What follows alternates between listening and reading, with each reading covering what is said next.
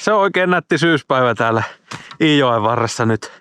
Banaanipaatessa on ilmat ja mulla ajatuksena lähteä kalastamaan täältä sateenkaarirautua. Pistetään tämmöstä melko pientä vaappua tuohon siimon päähän. Tämmönen vähän syvemmällä uiva. Testataan tällä alkuun ja sillä kun on pieni suu, niin se ei se uisti aivan valtavan kokoinen voi olla. Se on siinä ja sitten ei muuta kuin melaa kouraa ja lähdetään vesille.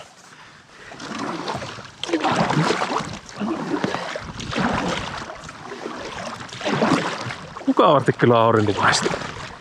Ei oo kauhean kylmäkään, vaikka eletään lokakuun puoliväliä. On ollut poikkeuksellisen lämmin syksy. Jos sitä tässä olisi jo riittävän syvä. Vaappu sinne. Ja sit mennään.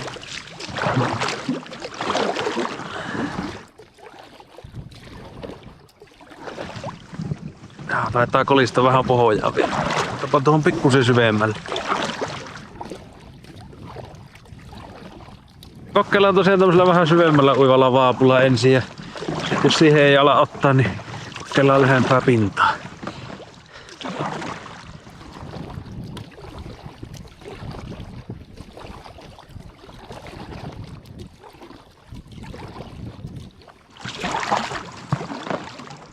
Siellähän kävi joku potkimassa, mutta ei tarttunut kiinni. No, hyvä merkki ainakin.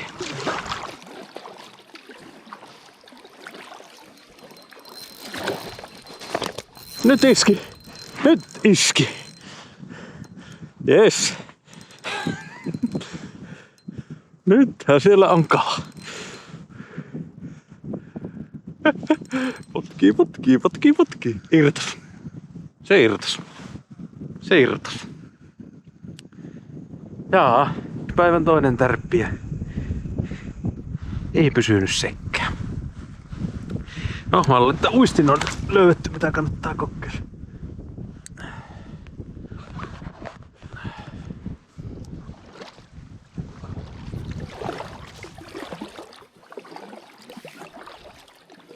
Tässähän alkaa tulla ihan lämmin tässä meloessa. Aurinko paistaa. Mulla on päällä merinovilla paitaa ja sitten on tämmönen kohtuulämmin takki. Melkein voisi heittää jotakin poisakin.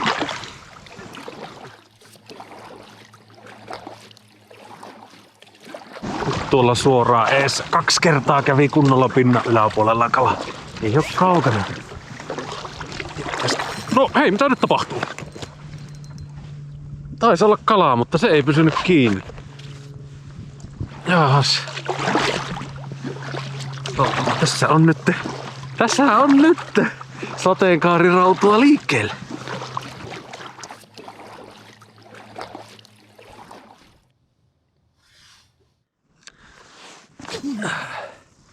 Kävi heittää takin pois, että ei olisi ihan niin kuuma. Tällä tarkemmin.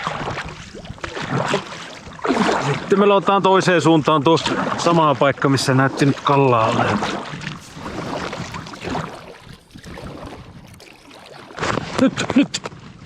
Nyt on kala. Nyt on kala. Jes.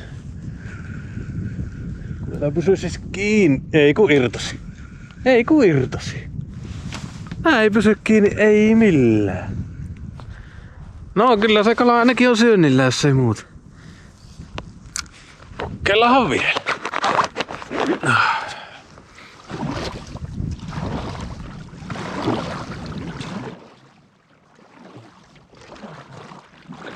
Joo, se tuntuu, että on kalaa laittanut aivan suun kiinni.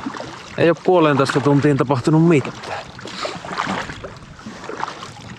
Saapa nähdä, tuliko tästä kalatun päivä. Alkaa vähän tuska painaa. Kalastamisen tuska.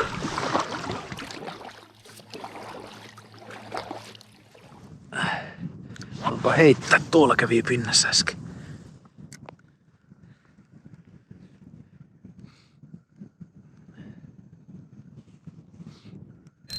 Nyt iski kala. Nyt on. Yes.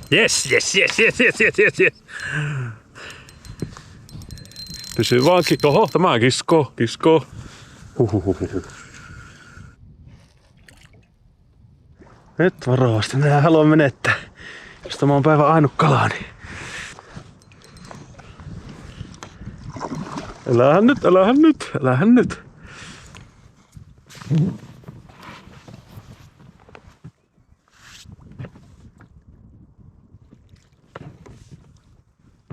Joo, ihan makian näköinen.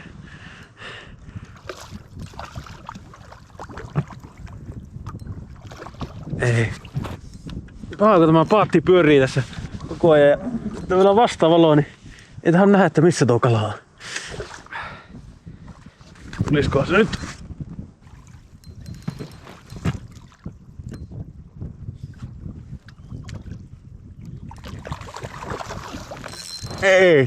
Ei näe oikeasti tuota kallaa tuonne vastavalloon. Pakko saa tämä paatti käännittää. Nyt. Tuleehan tänne. On komean näköinen kala.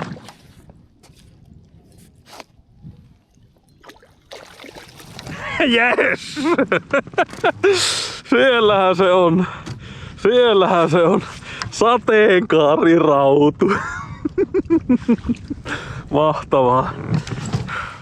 Kyllähän sinä kestikin. Pysy ihan aloillasi. Älä lyö käsiä itseäsi.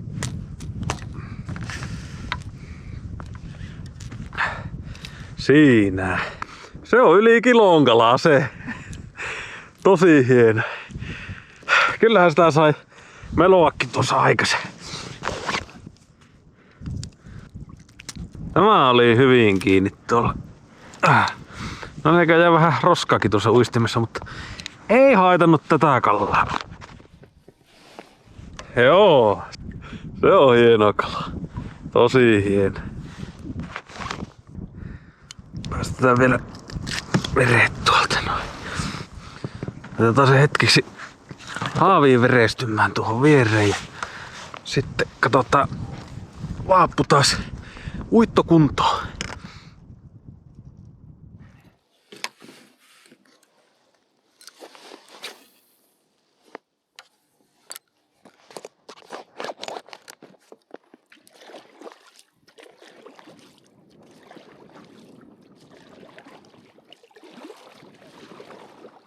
Joo, tuo kirjolohihan ennen tunnettiin nimellä sateenkaarirautu, kunnes ehkä tämän maan historian tunnetuin rauvunpyytäjä, eli Urho Kaleva Kekkonen, päätti nimetä se uudestaan.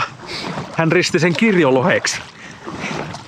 En tiedä, jotenkin, vaikka aina on sen kirjolohena tuntenut lapsesta saakka, niin kyllä siinä sateenkaariraudussa, niin siinä nimessä on joku tosi hieno kaiku. En tiedä kumpi se kalan nimi oikeasti pitäisi olla. Englanniksihan se on rainbow trout. Siitä kääntyy aika nopeasti sateenkaarirauvuksi. Joo, eihän se Suomen luontoon sillä lailla kuulu, että nyt sitä istutetaan, kun meiltä on nämä omat luontaiset lohikalakannat ajettu aika ahtaalle. Tuota laitetaan sitten meidän kalastajien iloksi tänne. Kyllähän tässä saisi vettä 3 vaavalla, mutta paljon mukavampi näin lepposesti vaan yhtä vappaa pyöritellä. Ei sillä, että tähän banaanipaatin kyytiin pystyisi järkevästi kauhean montaa vappaa virittämäänkään. Täytyy sanoa, että mua ei sillä niinkö kiinnosta se, että määrällisesti saisi valtavasti kalaa. Se, että 1-2 pisua kun tulee ylös, niin minä oon ihan tyytyväinen. Jotenkin tuntuisi, että sitten jos sitä alkaisi ämpäritolokulla kantaa, niin menisi touhusta makuun. No nyt! Nyt on jotakin siellä. Oho, mennään sanka-auet. Nythän siellä on kalaa taas. Ai että.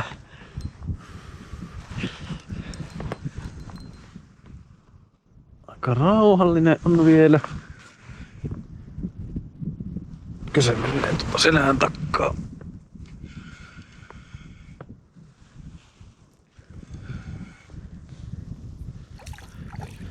Kirjolohi. Älähän irtoa nyt. Vähän irtoa nyt, tämäkin on ihan hienon kokoinen kala. Yli kiloon. Ehkä ihan 1,5, mutta tää lähtee pyörittää ihan paattia.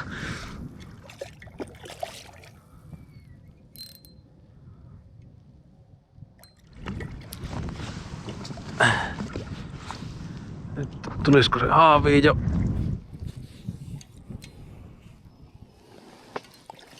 Ja sehän tuli. Nonni.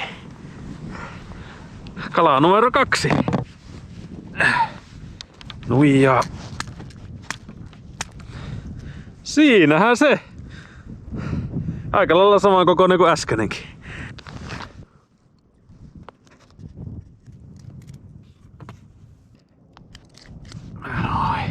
Jes. On ollut tiukassa kyllä, mutta nyt jätetään hetkeksi taas haavi verestymään. Koitetaan saada uistin tältä irti. Mulla on tää haavi on vähän liian pieni silmäinen, minä luulen. Mutta aina nämä koukut niin sykkyrässä täällä.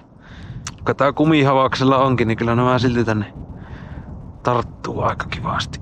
Joo, en kyllä tiedä miksi tämä pitää olla näin pienisilmäinen tämä haavi.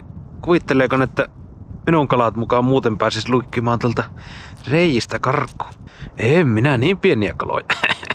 Noniin, irto siellä. Pitääkö se vielä punnita tuo? Tämä on ihan hauska puntaroja, niin tuo silmäpuntarikin kehittyy siinä. Kilo on 225. Hyvä kala.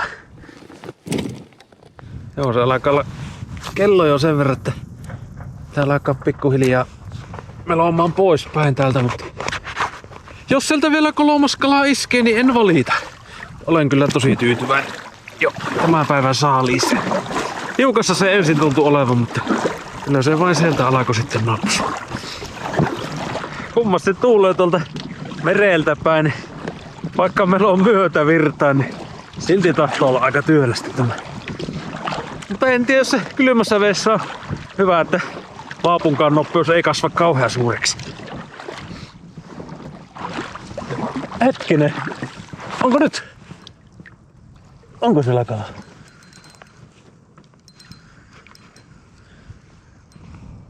Onko se kala vai onko se kasvi? Ei potki kyllä.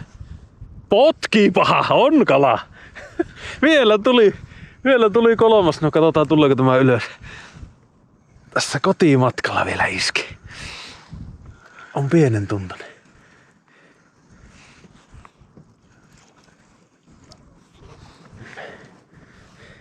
No ei, kato mokomaan. Hieno ahven. Hieno ahven tuli.